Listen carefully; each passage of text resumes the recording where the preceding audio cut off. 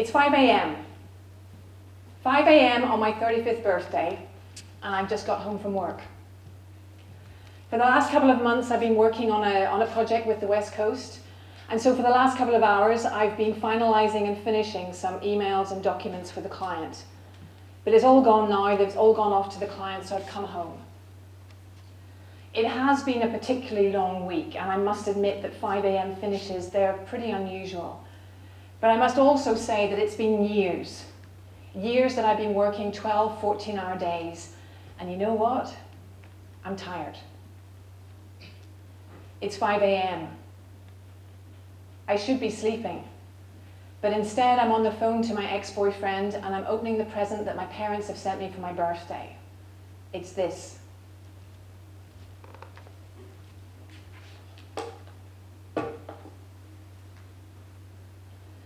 A picture of me and my sister from when I was 15 years old.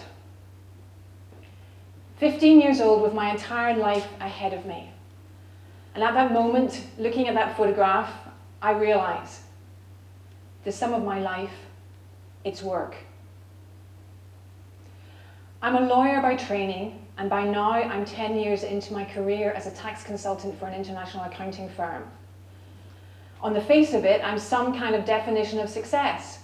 The go-to person for my clients, my teams, my bosses.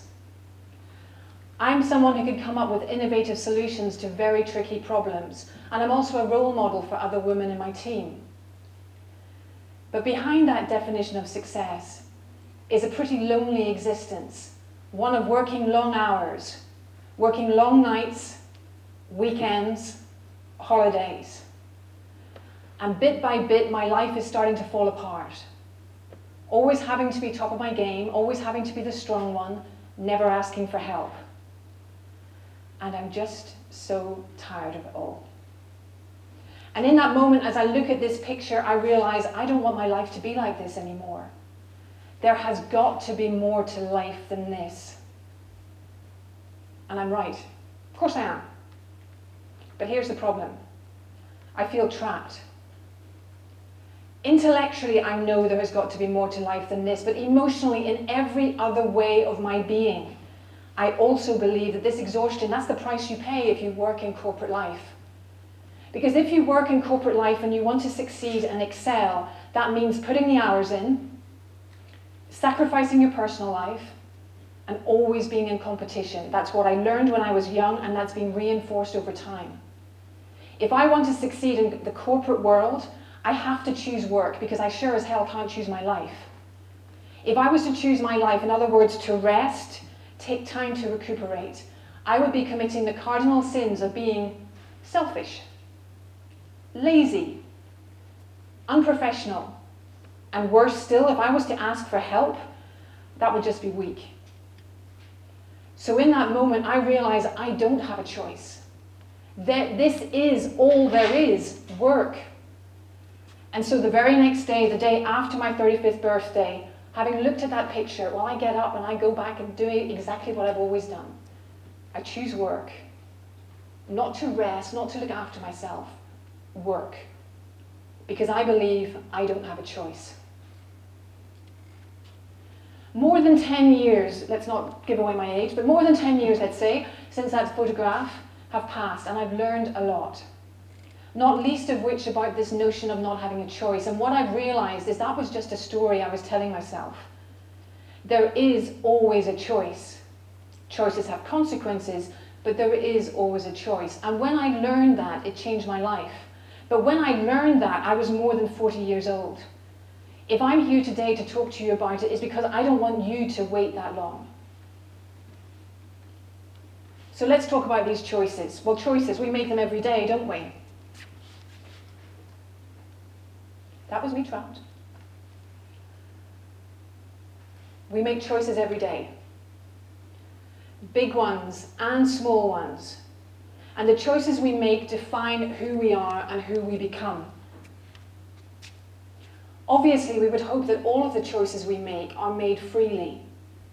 But oh so often we're in situations where we believe that we don't have a choice. There is only one realistic option that we can follow. And we believe that to be an absolute truth. It's here that I've come to understand that this is just a story I was telling myself. But before I go much longer, let me just explain what I'm talking about and what I'm not talking about. I am not talking about the situation of a single mum who has no choice but to work 3 jobs to be able to put food on the table. And I'm not talking about someone in a burning building who has no choice but to get out of there. But what I am talking about is when you don't stand up to the bully because the bully is your boss, because you believe you don't have a choice. What I am talking about is the situation where you don't leave a shitty job that is sucking your soul dry because you believe you don't have a choice, because you have to pay the big mortgage for the big house, the big car, the big holidays. It's those situations that I'm talking about, and those situations where I've come to learn it's just a story. Now, of course, that story comes from somewhere, it has to. And where it comes from are the rules that we have about how we need to live our lives. They're rules that we learn when we're kids, and that from our parents and from our teachers, and they're rules that are reinforced over time with our own life experience. Maybe it's the rule that to serve others means to sacrifice your own well-being. Maybe it's the rule that you have to do it all alone and never ask for help. Or maybe it's the rule that you have that the only way to measure happiness or be happy is with the big car, the big house, the big holiday. But whatever the rule, whatever the story, we believe we don't have a choice, and so we don't choose. But let me tell you something. Even the fact of not choosing, that is a choice in itself. And when we choose one thing, it means we don't choose something else. Let me tell you this, all of our choices have consequences, the ones we make and the ones we don't make. And when the choice that we don't make is a choice to look after ourselves, and when we do that for a year on end, I can tell you this, the consequences can be dire. I know this because that's what's happened to me. In the years that followed my 35th birthday, I kept on going to the same rhythm because I didn't know how to do anything else. I didn't know how to slow down, take time for myself, take time to breathe. I just knew how to work. And so I did, and I kept on working until I burned myself out, not once, but twice. But one day in 2014, 6 or so years after that photograph incident, and nearly 5 years ago today, something happened that changed those choices. By that stage, I had this impression I was constantly walking through molasses in a world where all the joy and colour had been sucked dry. I woke every morning filled with fear and dread about going to a job that was no longer fun, and fear that people would see through this facade to what I saw, that I was an imposter, no good at my job, good for nothing. It was burnout number 2, and I was superglued to that sofa. I didn't want to eat, I didn't want to wash, I didn't want to go outside. And I sure as hell didn't want to tell anyone what I was living. But one day in 2014, I had that wake-up call.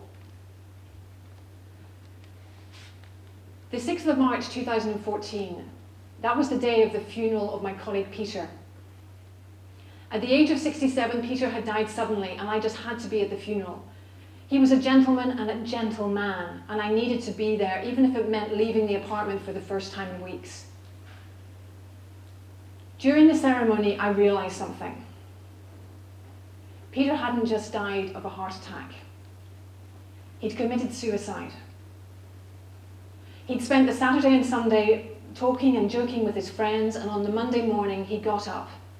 He went to the Red Bridge in Luxembourg, and he jumped.